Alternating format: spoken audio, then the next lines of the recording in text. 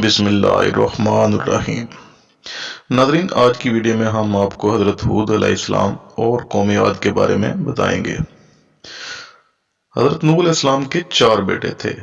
याम जो तूफान की नाफरमानी की वजह से गर्क हो गया था, जिसका नाम कनान भी बताया जाता है।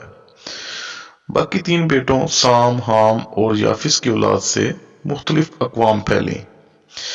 इरम साम का बेटा था और आद का दादा था, जिसकी औलाद कौम आद के नाम से मशहूर हुई। ये लोग यमन में आबाद थे, फिर शाम और मिस्र की तरफ चले गए और अहकाफ में सुकूनत अख्तियार की।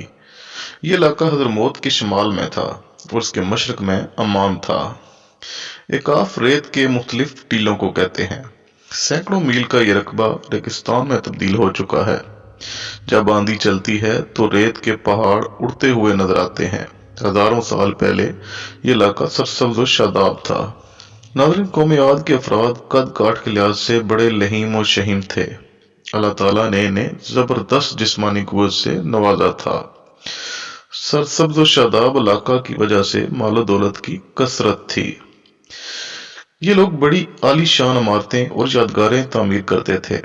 पुरतकल्लफ और शानदार तामीरात बनाने में आद के लोग अपनी मिसाल आप थे। नाज़रीन, कौम नूह अलैहिस्सलाम की गिरकाबी के बाद अगरचे ये लोग जमीन पर हुक्मरान बना दिए गए थे, लेकिन उन्होंने गुज़िश्ता अक़वाम की तबाही से कोई सबक नहीं सीखा और गुमराही का रास्ता इख्तियार किया। ये लोग बुत परस्त थे, सितारा परस्ती इनके अकायद में शामिल थी। नेमतों की फरावानी ने इन्हें मगरूर कर दिया था। कुफ्र और शिरक ने इनके कलूब स्याह कर दिए थे। सोचो विचार की कुव्वतें सलब हो चुकी थीं। शैतान ने इन्हें अल्लाह से इस दर्जा गाफिल कर दिया था कि रोजी देने, औलाद देने, तंदुरुस्ती अता करने, बारिश बरसाने और दूसरी बहुत सी हाजतों के लिए उन्होंने अलग अलग बुत तराश लिए थे। कौम नूह जिन बुतों को पूजती थी, ये कौम भी इन्हीं की प्रस्तश में लग गई। ऐसे वक्त में जबकि गुमराही और जालत के अंधेरे हर तरफ फैल गए थे, अल्लाह की रहमत से कौम आद के लिए हजरत हूद अलैहिस्सलाम मबूस हुए। हजरत हूद अलैहिस्सलाम में बचपन से पैगंबराना सिफात जलवागर थी। आप बुतों से बेदार थे, जुल्म सतम की मुखालफत करते थे, मजलूमों और बेकसों की हिमायत में आगे आगे रहते थे। हजरत हूद अलैहिस्सलाम ने अपनी कौम को तबलीग करते हुए कहा, अल्लाह ताला के अलावा कोई इबादत के लायक नहीं है। इसने मुझे तुम्हारी तरफ मबूस किया है कि तुम्हें हदायत की राह बताऊं। खुदाए वाहिद से डरो और मेरा कहा मानो। तुम्हारे अपने हाथों से बनाए हुए पत्थर के बुत तुम्हारे आकम कैसे हो सकते हैं? तुम गुमराही में पड़ गए हो। शैतान ने तुम्हें बहका दिया है। इस शिरक की तुम्हारे पास कोई अकली दलील नहीं है। अल्लाह ने तुम्हें जिस्मानी कुव्वतों और जहनी सलाहियतों से नवाजा है। इनकी कदर करो और अल्लाह की नेमतों का शुक्र अदा करो। अगर तुमने बड़ाई और नमूदो नुमाइश को तर्क नहीं किया और अल्लाह का शुक्र नहीं किया तो याद रखो, अल्लाह की पकड़ बहुत सख्त है। आप अलैहिस्सलाम की इस बात पर गुमराह कौम ने तअज्जुब का इजहार करते हुए कहा कि तुम हमारे पास सिर्फ इसलिए आए हो कि हम सिर्फ एक ही अल्लाह की इबादत करें और उन्हें छोड़ दें जिनकी इबादत हमारे बाप दादा करते थे। कौम के सरदारों ने आपकी बात मानने से इनकार कर दिया और कहा, हम गुमान करते हैं कि तुम झूठे हो। तुम हमें बहका कर हमारे मबूदों से बरकश्ता नहीं कर सकते। अजाब की धमकियों से मरूब होकर हम अपने बुजुर्गों का रास्ता तर्क नहीं करेंगे। तुम अगर अपने दावा में सच्चे हो तो हम पर अपने रब का अजाब ले आओ।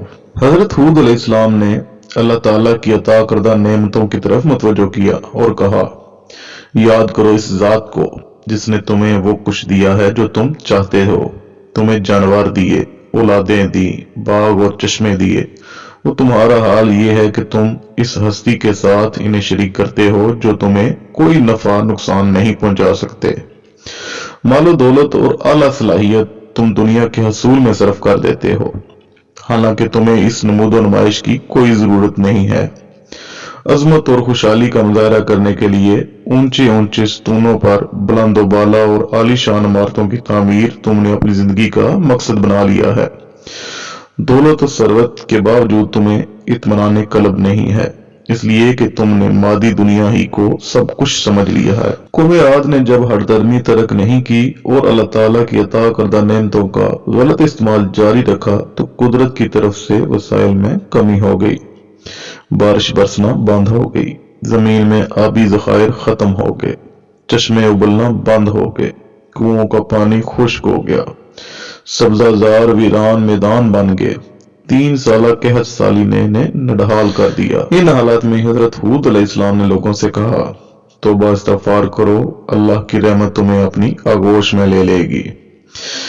لیکن قوم عاد کی گمراہی اس درجہ بڑھ چکی تھی کہ اس نے اپنے باطل خداؤں کو چھوڑنے سے یکسر انکار کر دیا اور حضرت ہود علیہ السلام کا مذاق اڑانے لگے۔ آپ نے انہیں خبردار کیا کہ تمہیں نصیحت پہنچا کر میں نے اپنا فرض پورا کر دیا، تم بدستور انکار پر قائم ہو۔ یاد رکھو کہ میرا پروردگار اس پر بھی قادر ہے کہ تمہیں طاقت اور قوت کے ساتھ فنا کر دے اور تمہاری جگہ دوسری قوموں کو لے آئے۔ لیکن سرکش قوم نے ان کی کوئی بات نہیں سنی۔ نظری قوم عاد پر عذاب الہی کی شروعات ہو چکی تھی۔ 3 سال تک بارش ہی نہیں ہوئی اور ہر طرف قحط و خشک سالی کا دور دورہ ہو گیا، یہاں تک کہ لوگ اناج کے دانے دانے کو ترس گئے۔ چنانچہ اللہ تعالیٰ نے ان کی طرف 3 بادل بھیجے، ایک سفید، ایک سرخ اور ایک سیاہ، اور آسمان سے ایک آواز آئی، اے قوم عاد، تم لوگ اپنی قوم کے لیے ان 3 بادلوں میں سے ایک بادل کو پسند کر لو۔ ان لوگوں نے کالے بادل کو پسند کیا۔ یہ لوگ اس خیال میں مگن تھے کہ کالا بادل خوب زیادہ بارش دے گا۔ چنانچہ وہ بادل قوم عاد کی آبادیوں کی طرف چل پڑا۔ قوم عاد کے لوگ کالے بادل کو دیکھ کر بہت خوش ہوئے۔ حضرت ہود علیہ السلام نے فرمایا، اے میری قوم، دیکھ لو، عذاب الہی ابر کی صورت میں تمہاری طرف بڑھ رہا ہے۔ مگر قوم کے گستاخوں نے اپنے نبی کو جھٹلا دیا اور کہا، کہاں کا عذاب اور کیسا عذاب؟ یہ تو بادل ہے جو ہمیں بارش دینے کے لیے آ رہا ہے۔ جب کالا بادل قوم عاد کی تمام آبادی پر چھا گیا تو اس میں سے ایک آندھی نکلی جو اتنی شدید تھی کہ اونٹوں کو میں ان کے سوار کے اڑا کر کہیں سے کہیں پھینک دیتی تھی۔ پھر یہ آندھی اتنی شدید ہو گئی کہ درختوں کو جڑوں سے اکھاڑنے لگی۔ یہ دیکھ کر قوم عاد کے لوگوں نے اپنے محلوں میں داخل ہو کر دروازوں کو بند کر لیا۔ مگر آندھی کے جھونکے نہ صرف درختوں کو اکھاڑنے لگے بلکہ عمارتوں کو جھنجھوڑ کر ان کی اینٹ سے اینٹ بجا دی۔ 7 رات اور 8 دن مسلسل یہ آندھی چلتی رہی، یہاں تک کہ قوم عاد کا ایک ایک آدمی فنا ہو کر مر گیا۔ جب آندھی ختم ہوئی تو اس قوم کی لاشیں زمین پر اس طرح پڑی ہوئی تھیں جس طرح کھجوروں کے درخت اکھڑ کر زمین پر پڑے ہوں۔ پھر قوت خداوندی سے کالے رنگ کے پرندوں کا ایک غول نمودار ہوا جنہوں نے ان کی لاشوں کو اٹھا کر سمندر میں پھینک دیا، اور حضرت ہود علیہ السلام نے اس بستی کو چھوڑ دیا اور چند مومنین جو کہ ایمان لائے تھے ساتھ لے کر مکہ مکرمہ چلے گئے اور آخر زندگی تک بیت اللہ شریف میں عبادت کرتے رہے۔ علامہ طبری کی بعض روایتوں میں ہے کہ حضرت ہود علیہ السلام کی عمر 150 سال تھی۔ آپ علیہ السلام کو 50 برس کی عمر میں نبوت عطا ہوئی۔ 50 برس تک قوم کو واعظ و نصیحت کرتے رہے۔ قوم کی ہلاکت کے بعد مزید 50 برس تک زندہ رہے اور اہل ایمان کو واعظ و درس فرماتے رہے۔ تاریخی کتب سے پتہ چلتا ہے کہ حضرت ہود علیہ السلام کا مزار حضرموت کے ایک مقام پر ہے جہاں عرب کے مختلف حصوں سے ہزاروں کی تعداد میں لوگ جمع ہوتے ہیں، اگرچہ یہ قبر تاریخی طور پر ثابت نہیں ہے۔ ناظرین، اگر آپ کو آج کی ویڈیو پسند آئی ہو تو ویڈیو کو لائک اور شیئر ضرور کیجیے گا اور کمنٹس کے ذریعے اپنی قیمتی آراء ضرور دیجیے گا۔